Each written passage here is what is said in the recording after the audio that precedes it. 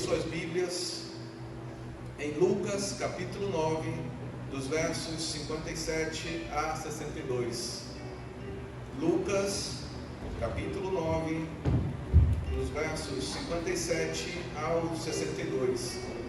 O nosso tema dessa manhã é respondendo ao chamado de Deus. Estamos no mês de missões, então todos os temas estarão relacionados a missões. Então, nós vamos meditar em Lucas capítulo 9, 57 em diante, que diz assim: indo eles caminham fora, alguém lhe disse: seguir-te-ei para onde quer que fores. Mas Jesus respondeu: as raposas têm seus covis, e as aves do céu ninhos, mas o Filho do Homem não tem onde reclinar a cabeça. A outro disse Jesus: segue-me. Ele, porém, respondeu: permite-me ir primeiro sepultar meu pai. Mas Jesus insistiu: deixa os mortos sepultar os seus mortos. Tu, porém, vai e prega o reino de Deus. Outro lhe disse: seguir-te-ei, Senhor, mas deixa-me primeiro despedir-me de casa. Mas Jesus lhe replicou: ninguém que tendo posto a mão no arado olha para trás é apto para o reino de Deus. Vamos orar. Senhor, nesse momento, ó Pai, em que nós lemos a Tua palavra, nós te pedimos que Tu venhas sobre cada um de nós, nos dando graça, entendimento, para que possamos compreender a Tua palavra e que a nossa vida seja uma terra fértil, para que possa ser gerado fé, e essa fé ser fortaleza nos dias de angústia, ser fortaleza nos dias maus, que essa fé nos possa, ó Pai, nos aproximar de Ti, pela Tua palavra, como está escrito: a Tua palavra é perfeita e dá vida à alma, e regenera a alma, e revive a alma, que assim a nossa vida, a nossa alma seja revitalizada pela Tua palavra, em nome do Senhor Jesus. Amém, amém e amém. Quando nós lemos esse texto, nós vemos três tipos de pessoas. Uma pessoa que chega até Jesus e disse: olha, eu vou te seguir, eu quero te seguir. E essa pessoa, ela se oferece para Jesus. E é interessante, porque Jesus, quando escuta que aquela pessoa está se oferecendo, Jesus diz para ela: as raposas têm seus covis e as aves do céu têm seus ninhos, mas o Filho do Homem não tem onde repousar a cabeça. Muitas vezes nós achamos que seguir Jesus é uma coisa fácil. Muitas vezes nós achamos que aceitar Jesus como Senhor e Salvador de nossas vidas é algo que é só estalar o dedo e já está tudo pronto, tudo resolvido, os meus problemas vão passar, as minhas angústias vão sair. Mas aí é que começa um processo onde Deus começa a nos conhecer, onde nós começamos a conhecer Deus, e aí aonde nós aprendemos a maturidade espiritual, que a maturidade espiritual é renúncia. A gente começa a entender aquilo que nós como pessoas temos que renunciar para servir a Deus. Nós temos um exemplo aqui então, daqueles que querem seguir a Jesus, mas não têm entendimento. E entendimento é uma das coisas que mais falta nesse mundo e mais falta nas nossas vidas. Às vezes a gente acha que sabe tudo, às vezes a gente acha que entende tudo, mas tem coisas que nós não sabemos, não entendemos, e nós temos que nos forçar, nos disciplinar a aprender. E uma dessas coisas é o hábito de ler a Bíblia. Temos que ler a Bíblia diariamente. Temos que ler a Bíblia diariamente, porque se nós não lermos a Bíblia, nós não vamos ter alicerces para nos firmar. Eu me lembro de certa vez que eu tive a oportunidade de ir em La Paz, e quando o avião pousou e abriu-se a porta do avião, eu comecei a passar mal. Eu achei muito estranho, porque eu estava bem, eu estava tranquilo, estava tudo normal. E eu comecei a passar mal, comecei a me sentir mal. Fui lá pegar o táxi, aquela coisa ruim. Fui pro hotel, e lá no hotel me sentindo ruim. De repente a atendente da recepção do hotel disse: o senhor não se acostumou com a altitude ainda. Aí eu me despertei. Eu estou num outro lugar em que a altitude é muito grande e eu não estava pronto para aquilo. E aí eu fui fazer uma pesquisa. Olha que interessante. São Paulo capital está a 762 metros de altura do nível do mar. São Paulo está a 762 metros, ou seja, bem alto. Americana, vocês já buscaram saber qual que é a altura de Americana em relação ao nível do mar? Americana, em relação ao nível do mar, está a 569 metros de altitude. A gente está bem alto aqui. Nós estamos a 569 metros de altitude em relação ao nível do mar. La Paz está a 3.640 metros acima do nível do mar. Então, São Paulo que está a 700, que era o meu costume estar em São Paulo, que já era alto, 700 metros. De repente, da noite para o dia, eu chego em La Paz, que está a 3.640 metros. Você sabe o que é isso? Não sabemos. Porque tem entendimentos que nós não conhecemos até experimentar. Quanto mais alto você está, menos ar você tem, o ar é rarefeito. Quanto mais alto você está, mais dificuldade de respirar se tem. Então, aquele sentimento ruim que eu estava tendo ali em La Paz, é porque eu estava numa altitude que eu não estava habituado, eu não estava acostumado. A 3.000 metros, eu ainda não estava adaptado àquilo. E aquilo me fez pensar muito sobre a vida cristã, porque muitas vezes a gente vem para a igreja e a gente começa a esperar coisas da igreja que são ilusões, porque nós não temos entendimento. Uma das ilusões que nós temos é que quando eu entro na igreja, amanhã na minha vida tudo vai estar ótimo, não vai ter mais problemas. Não é assim que acontece. Deus poderia resolver todos os nossos problemas, Deus poderia resolver todas as coisas, mas muitas vezes nós não estamos prontos para a resolução de Deus, para a bênção de Deus, para o milagre de Deus. É como aquela altitude, eu não estava adaptado àquela altitude. E na vida cristã e na vida espiritual há muitas coisas que por falta de entendimento nós não estamos adaptados. Nós não estamos adaptados a ver o mundo espiritual, nós não estamos adaptados a ver Deus responder oração, nós não estamos adaptados a pedir a Deus alguma coisa em oração, nós não estamos adaptados a ler a Bíblia e imaginar que só a leitura da Bíblia me gera fé. Como pode ser isso? É algo espiritual que nós não sabemos explicar. A Bíblia diz: a fé vem pelo ouvir, e ouvir a palavra de Deus. Então toda vez que a gente lê a Bíblia, fé é gerada em nós. Talvez esse seja um dos versículos que eu mais falo aqui, domingo após domingo, Romanos 10:17. A fé vem pelo ouvir, e ouvir a palavra de Deus. Porque se nós voltarmos para nossas casas e continuarmos da mesma forma, sem ler a Bíblia, sem orar, sem jejuar, sem louvar a Deus, vamos chegar aqui no culto e não vamos ter experiência alguma.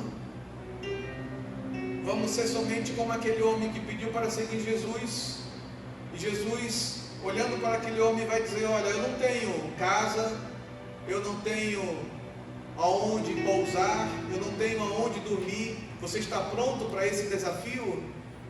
E aí que muitas pessoas assumem seguir Jesus ou não, sabendo da realidade. A realidade é, seguir Jesus tem os seus percalços, tem as suas lutas, mas a diferença é que nós não vamos estar sozinhos. Ele vai estar conosco, Ele vai estar nos ajudando, Ele vai estar nos levantando, Ele vai estar nos firmando, Ele vai estar nos conduzindo ao lugar de glória, ao lugar firme, ao lugar forte, porque é assim que Deus faz. Porque vai nos amadurecendo e nós vamos aprendendo a ter entendimento. Algumas horas depois, lá em La Paz, a 3.600 metros de altitude, eu já estava me sentindo bem, eu já estava acostumado, e assim é a vida cristã.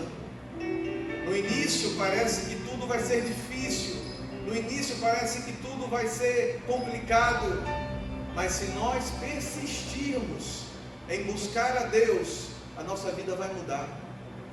E talvez seja isso que nós temos que pensar hoje: perseverança. Como está a minha constância? Hoje o que nós mais vemos são pessoas inconstantes. Uma pessoa que está embaixo, depois está em cima. Isso somos todos nós.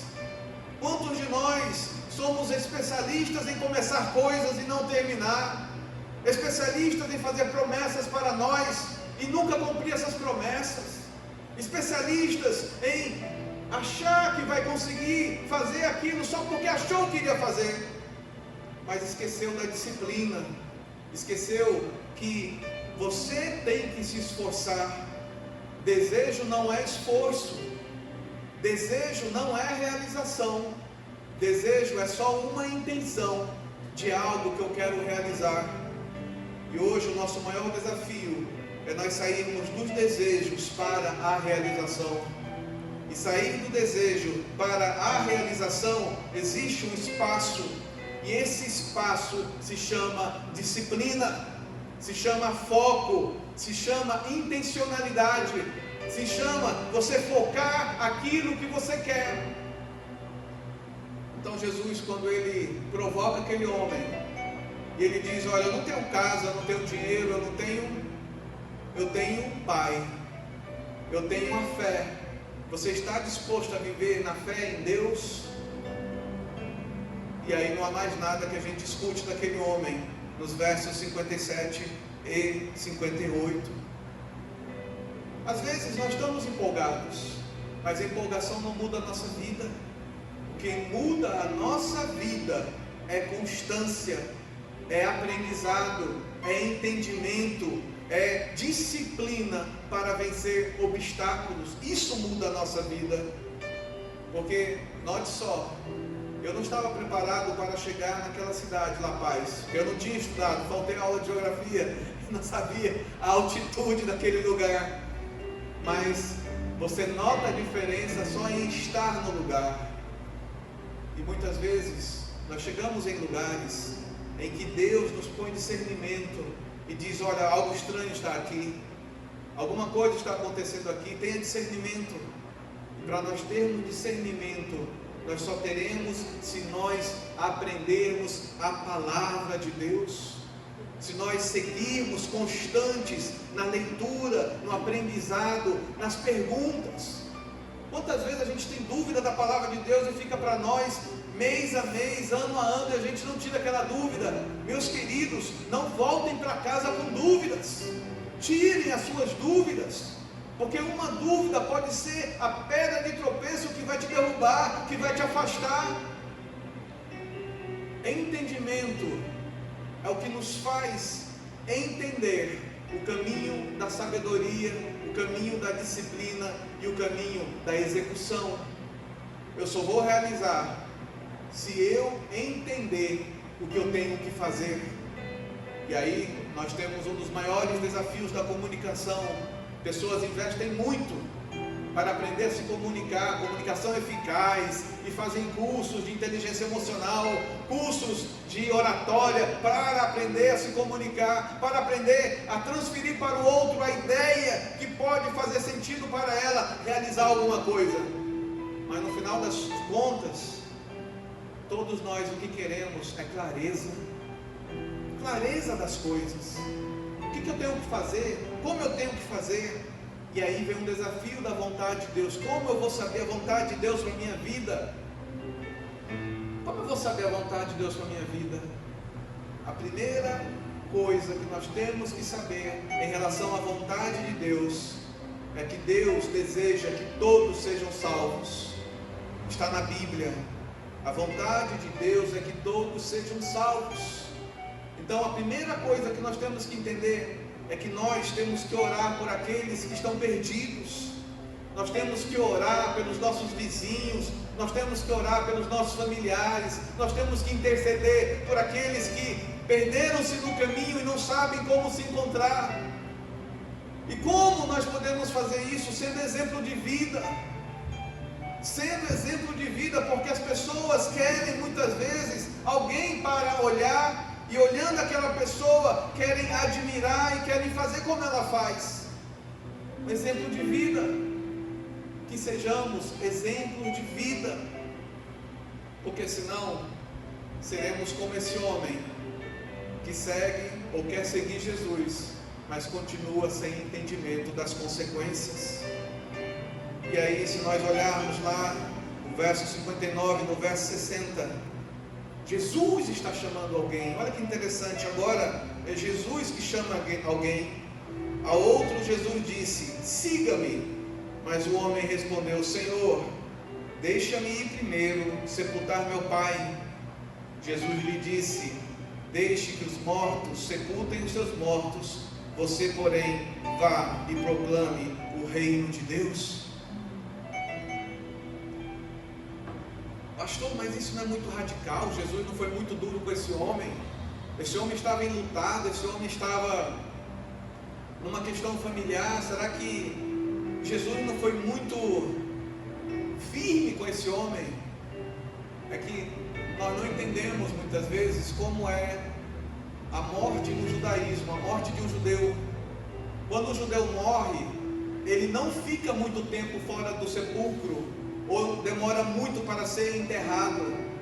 Não tem essa de, olha, morreu, a pessoa está lá nos Estados Unidos e diz: espera aí, 8 horas de viagem que eu vou chegar para a gente enterrar. Eles enterram logo. Então, na realidade, aquele homem estava indo, mas já devia estar enterrado, porque não se fica muito tempo sem enterrar. É costume judaico, é costume árabe também, é costume de muitos asiáticos fazerem isso, enterrar logo. Primeiro porque existe uma questão da cultura, que diz que quando eu me aproximo do morto, eu me sujo, eu me torno impuro, e eu tenho que passar 7 dias para me limpar, para me tornar puro novamente, porque eu tive contato com o morto. Mas o motivo para que aquele homem que estava indo enterrar o seu pai já iria encontrar uma cova, ou uma pedra, ou um sepulcro fechado, e ele não estaria mais lá para fazer isso, porque já estaria enterrado em algum momento. Aí você diz: mas pastor, e por que Jesus falou isso para ele? Jesus falou isso para ele porque muitas vezes nós queremos seguir a Jesus, mas nós temos desculpas. Ah não, eu vou buscar a Jesus, eu vou começar a orar no ano que vem, eu vou começar a jejuar na semana que vem, eu vou começar a ler a Bíblia na semana que vem, porque essa semana eu estou muito atarefado, essa semana eu tenho que renovar a minha licença do Detran, nessa semana eu tenho que fazer isso, eu tenho que fazer aquilo. Pessoas que querem seguir a Jesus, mas sempre tem algo que eles têm que fazer antes e nunca fazem. Sempre tem uma desculpa: não, vai, deixa para depois. E aquela desculpa muitas vezes está vinculada a algum tipo de pecado, alguma coisa que a gente não quer largar, alguma coisa que a gente não quer deixar, alguma coisa que conduz à impureza, alguma coisa que conduz à sujeira. Jesus chamou aquele homem, chamando aquele homem, ele estava dizendo: olha, eu quero que você pregue o reino de Deus, eu quero que você seja um exemplo, eu quero que você me siga, mas que você pare de desculpas, porque você sabe que o seu pai já está enterrado, você sabe que na nossa cultura a gente não deixa de fora por muito tempo, mas você está atrás de uma desculpa para continuar impuro. E seguir Jesus é abrir mão de muita coisa. O que nós temos que abrir mão nas nossas vidas para seguir Jesus? Às vezes é um vício, às vezes é um desejo que vem em nós, uma coisa que nos impulsiona a não ter o foco em Deus, e sempre a gente está naquela roda viva, naquela coisa que nos prende, naquele mau hábito. Quantos de nós temos que lutar disciplinadamente para vencer hábitos ruins? Sabe o que é um hábito ruim? Às vezes você está num lugar e a pessoa te dá bom dia. Bom dia por quê?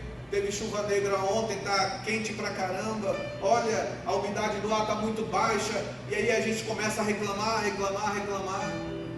Quantas pessoas não falam nada de bom, mas só reclamam? Isso é um vício, isso é algo que se torna um hábito em nossas vidas. E aí muitas vezes a gente diz, olha meu irmão, para com isso, começa a falar coisas boas, começa a dar graças a Deus porque você acordou, porque você se levantou, porque você está com saúde. Mas não, só quer reclamar, só quer murmurar, só quer apontar o dedo, só quer acusar. As impurezas dos maus hábitos, dos vícios que nos corrompem.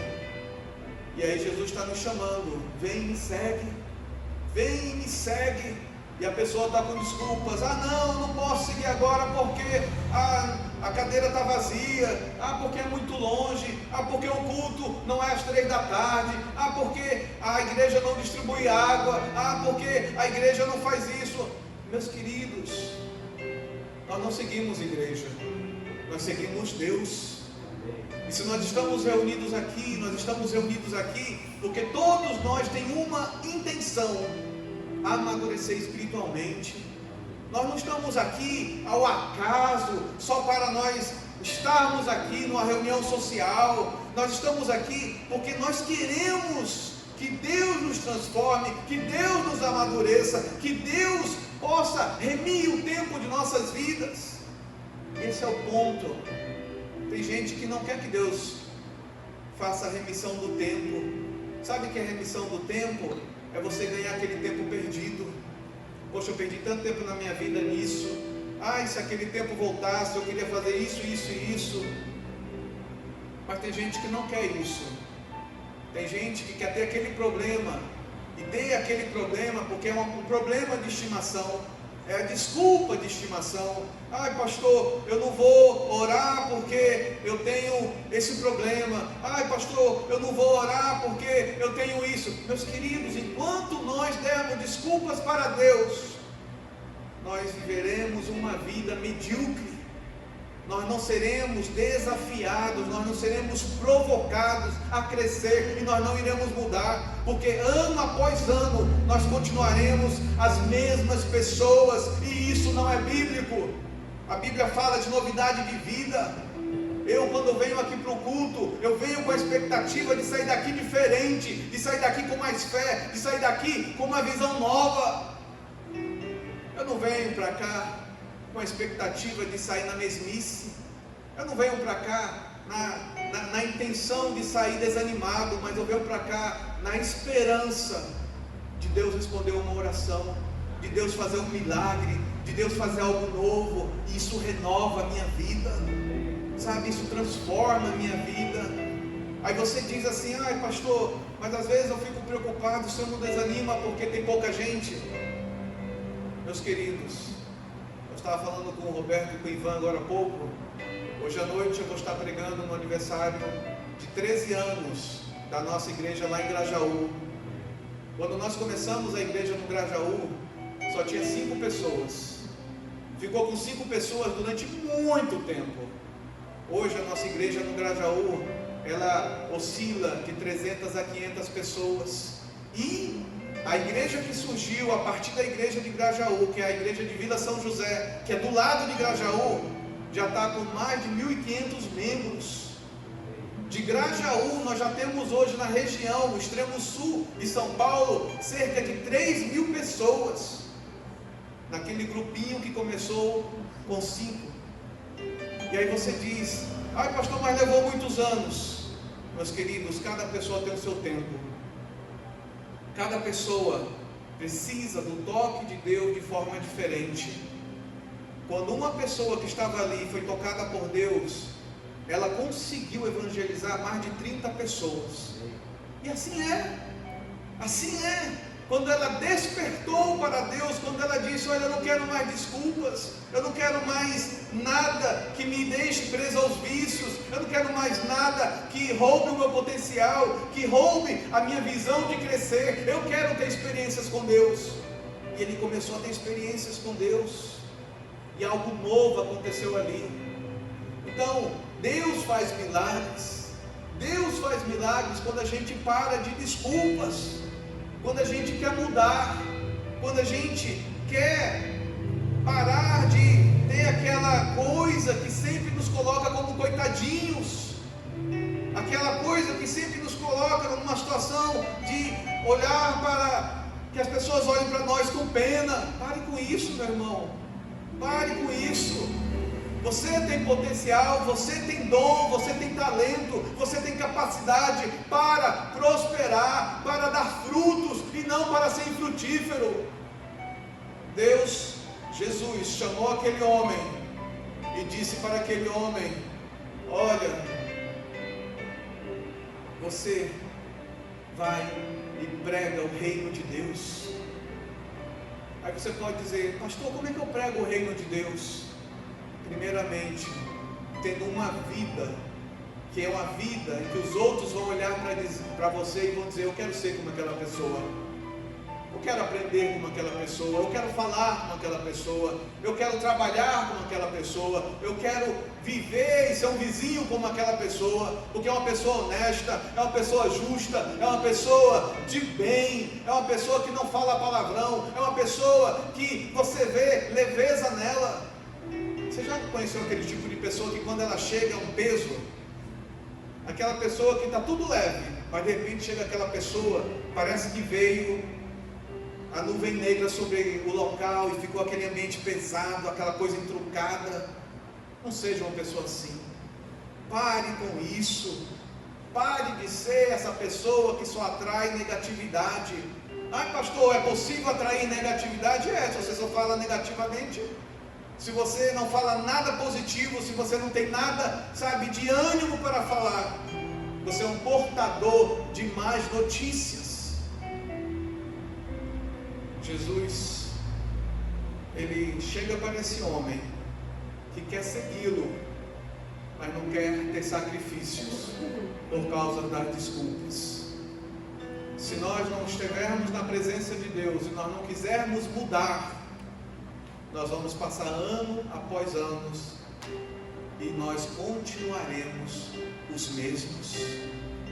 Aí no versículo 61 e no versículo 62, você vai ver que outra pessoa chega até Jesus e diz: vou seguir-te, Senhor, mas deixa-me primeiro voltar e me despedir da minha família. Vou te seguir, Jesus, mas deixa eu me despedir da minha família. É muito interessante esse texto, porque ele reflete uma pessoa que acha que Deus é doido. Você acha que Jesus vai chamar alguém e aquela pessoa nunca mais vai ver a família?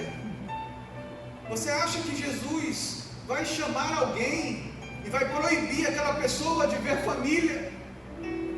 Você acha que Jesus vai chegar para nós e pedir algo totalmente absurdo, como: deixa o teu marido, deixa a tua esposa e vem me servir? Deus não faz isso, Jesus não faz isso, isso é loucura. Mas tem gente que acha que Deus faz isso. Olha, eu quero servir a Deus, mas Deus está me mandando me separar da minha esposa. Meus queridos, isso é mentira do diabo. Nós temos que aprender a discernir aquilo que é de Deus e aquilo que não é de Deus. Na realidade, aquele homem, ele não estava querendo se despedir da família. Na verdade, aquele homem estava dizendo para Jesus: é um absurdo o que você está me pedindo. É um absurdo isso que você está querendo de mim, que eu mude, que eu me transforme, que eu saia dessa mesmice, que eu mude essa condição, que eu saia dessa forma que eu estou vivendo, que eu mude o meu pensamento. Por isso que Jesus respondeu: ninguém que põe a mão no arado e olha para trás é apto para o reino de Deus. Olha o que Jesus falou: não queira servir a Deus parcialmente, com a mão no arado e olhando para trás, olhando para a sua vida passada, olhando para os seus problemas passados, olhando para aquilo de errado que aconteceu no passado. Não coloque a mão no arado e fique olhando para trás. Olhe para frente, porque o teu futuro está à frente e não atrás. Você não pode ser uma pessoa que vai servir a Deus parcialmente, mas uma pessoa que vai dizer para Jesus: Senhor, eu venho e eu entrego tudo, porque eu sei que não é absurdo, eu sei que o que o Senhor está falando não é loucura. Eu sei que o Senhor quer restaurar a minha casa, o Senhor quer restaurar o meu relacionamento com os meus filhos, o Senhor quer me ensinar a ser um bom empreendedor, o Senhor quer me ensinar a ter paciência, o Senhor quer me ensinar a eliminar a ira, o Senhor quer me ensinar a ser uma pessoa melhor nesse mundo. Porque se nós formos aquelas que dizem: ninguém mais presta, você mesmo está se colocando no meio.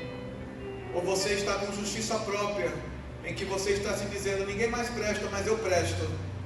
Mas se você presta, por que você não está dando frutos que repliquem você? Porque se você presta, você vai replicar os frutos que são você. Então você vai gerar outras pessoas que nem você, que prestam. Mas na realidade, geralmente quem diz eu presto é uma pessoa estéril, infrutífera, que fala muito, mas não faz nada. E talvez esse seja o nosso maior desafio: parar de falar, parar de ficar dizendo coisas que nós não vamos cumprir, parar de ficar dizendo coisas que são ilusão. Ai pastor, o senhor não sabe, mas na semana que vem eu vou começar um jejum e vou ficar 3 meses de jejum. É mentira! Para com isso, para com isso. Você quer impressionar quem? O nosso cristianismo, a nossa vida com Deus não é para impressionar os outros, mas é para seguir a Deus e ter um relacionamento com Deus melhor. Quando eu falo: pastor, porque hoje eu estou orando 2 horas, mas eu quero chegar às 5 horas de oração. Meu querido, isso é fraude, isso é mentira. Porque o seu tempo de oração com Deus é tempo seu de intimidade com Deus, e ninguém tem que saber. Mateus capítulo 6, se você abrir a sua Bíblia, você vai ver que Jesus ele fala: quando você orar, entra no teu quarto em secreto. Em secreto. A nossa vida com Deus não tem que ser anunciada, a nossa vida com Deus não tem que ser alardeada. As pessoas vão olhar os nossos frutos, vão olhar que não há mentira em nossa boca, vão olhar que é sim, sim, não, não, vão olhar que não há dúvida no nosso linguajar, vão olhar que nós somos pessoas que falam e cumprem, vão olhar que nós somos pessoas que pedem emprestado e devolvem, vão olhar que nós somos pessoas em que a nossa palavra vale alguma coisa. Porque a pior coisa que tem é o cristão que você olha para ele, mas a palavra não vale nada. Sabe aquela pessoa que você olha e diz: aquele ali é crente? Eu não quero ser crente, não quero trabalhar com aquela pessoa não, porque tudo que aquela pessoa faz é no jeitinho, é no engano, é no rolo. Não, aquela pessoa é muito enrolona. A pior coisa que tem é você ser crente e ser taxado de enrolão, de injusto. E isso é uma coisa que Jesus fala: você não pode segui-lo parcialmente, colocando a mão no arado e olhando para hábitos passados. Você tem que abandonar esses hábitos, você tem que deixar para trás esses comportamentos, você tem que se entregar a Jesus totalmente, integralmente, para que a sua vida comece a ter uma mudança, para que a sua vida comece a ter uma transformação. Porque senão, tudo aquilo que você vai estar fazendo aqui na igreja é por uma religiosidade, é por um legalismo, ou por uma obrigação de medo, e você não tem que estar aqui por medo. Certa vez eu estava em Boston, e era cerca de 6 horas da tarde, e eu peguei um táxi.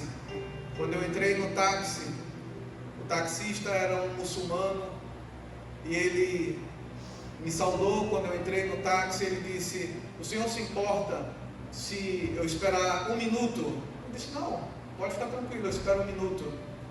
Ele correu lá no porta-mala, pegou um tapetinho, colocou no chão do lado do carro, e aí começou a fazer a oração dele, naquele horário.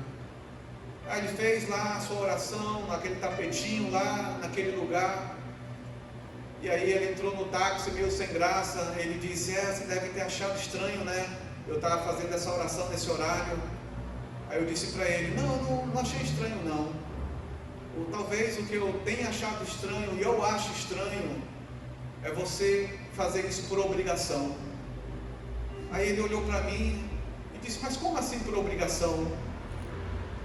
Se você não fizer isso agora, você vai para o inferno.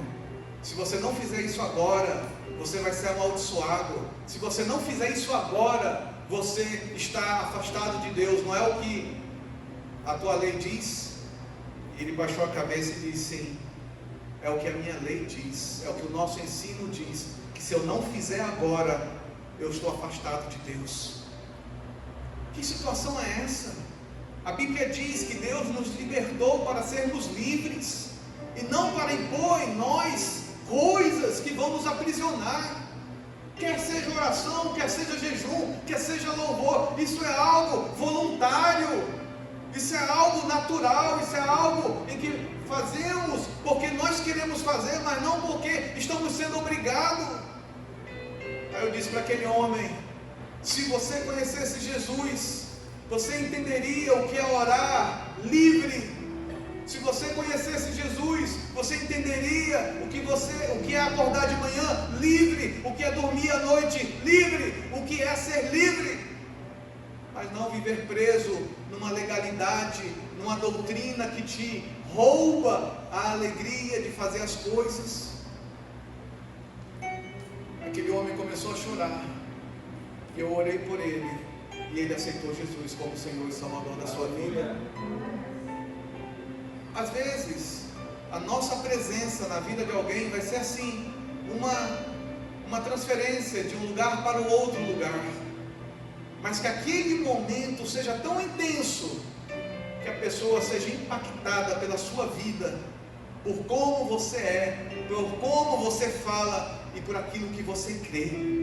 Isso é seguir Jesus, isso é maturidade espiritual, é refletir exteriormente aquilo que interiormente eu estou fazendo e amadurecendo, é realmente seguir a Jesus, deixando para trás o que já passou, mas olhando para frente e criando coisas novas em Deus. E é isso que é o desafio e a provocação que eu coloco para cada um de nós. Há coisas que você ainda não largou, há coisas ainda que você não se arrependeu, há coisas ainda que você sabe que está errado, mas você está mantendo aquilo como estimação, dia após dia, culto após culto, e você não abre mão, e você não desiste, e você não pede perdão, e você não deixa de lado. Deus sonda os nossos corações para ver se nós somos totalmente dele. E é essa mensagem que Deus nos fala nesse dia. Você é totalmente do Senhor, você quer totalmente Deus, você quer pôr a mão no arado e continuar para frente, não para trás, você quer ter frutos e não ser estéril, você quer realmente que a sua vida faça a diferença, e fazendo diferença, pessoas sejam abençoadas por aquilo que você é em Deus. Vamos ficar de pé e vamos louvar ao Senhor. Quero que nesse momento você feche os seus olhos e comece a orar. Comece a falar com Deus: Senhor, tem isso na minha vida que eu tenho que mudar. Tem isso na minha vida, Senhor, que eu tenho que vencer. Tem isso na minha vida, Senhor, que eu tenho que deixar de lado. Eu tenho esse hábito, Senhor, que é autodestrutivo, que está me roubando a vida, está me roubando a paz. Meus queridos, não saia daqui sem abrir o teu coração para Deus. Não é para mim, não é para a igreja, é para Deus. Esse é o momento oportuno de você se arrepender, e você dizer: Senhor, eu quero ser diferente, eu quero ser transformado, eu quero mudar, Senhor, eu não quero mais essa vida carregando esses pecados, carregando essas prisões, carregando esses fardos, ó Pai, que não são meus. A lei do Senhor é perfeita e restaura a alma. A lei do Senhor é perfeita e restaura a alma. Se você precisa que as tuas emoções sejam restauradas, se você precisa que a tua razão seja restaurada, esse é o momento de você falar com Deus e dizer: Senhor, eu quero isso. Enquanto você ora, vamos ouvir essa canção. Senhor,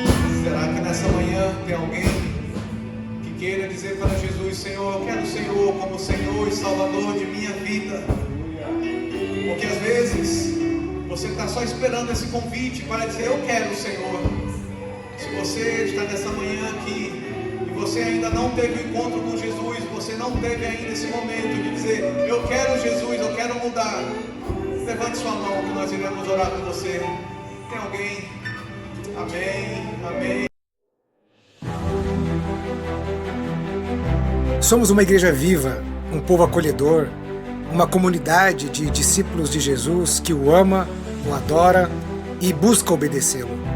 Queremos tornar a palavra de Deus conhecida a todos para que o seu amor e salvação transforme vidas e corações. O anseio por servir faz parte da nossa maneira de viver e é expresso em inúmeros dos nossos projetos e iniciativas. Queremos ver o reino de Deus se expandir em todos os lugares. Por isso não medimos esforços para pregar o Evangelho no templo, nas casas, nas comunidades, nas ruas, nas escolas, em São Paulo, no interior, no sertão, no Brasil, no mundo e até os confins da terra. Sabemos que formosos são os pés daqueles que anunciam o Evangelho. Entendemos o quanto o amor de Deus se materializa suprindo as necessidades dos vulneráveis e dos necessitados. Portanto, colocamos nossos ministérios, talentos, dons e recursos para servir em projetos sociais nos mais diversos lugares. Imigrantes, refugiados, pessoas em situação de rua, mulheres em situação de vulnerabilidade, crianças, adolescentes e tantos outros públicos são atendidos, recebidos nas incontáveis ações de socorro e acolhimento da nossa comunidade. Vivemos para sermos sal e luz nesta terra. Somos uma verdadeira família e queremos ter a nossa porta aberta para receber todos aqueles que querem desfrutar da transformação que o amor de Deus e o poder da sua palavra traz. Ansiamos também por ver lares formados e que funcionam governados pela paz, pela alegria e pela justiça que faz parte do reino de Deus. Somos uma comunidade compromissada em orar pelos países, territórios e pelos seus governantes, pois entendemos o quanto é feliz a nação cujo Deus é o Senhor. Enviar missionários e apoiar iniciativas de proclamação do Evangelho e da transformação que ele faz, isso pulsa o nosso coração. Nossa visão é acolher as pessoas para ensiná-las a viver como discípulos de Jesus e para isso proclamamos a palavra de Deus. Ele, o Senhor, amou o mundo de tal maneira que enviou o seu único Filho para que todo aquele que nele crê não pereça, mas tenha a vida eterna. Essa é a mensagem que amamos. Esse é o Evangelho que cremos. Essa é a verdadeira e única razão de sermos simplesmente igreja. Sejam bem-vindos à Igreja Batista do Povo.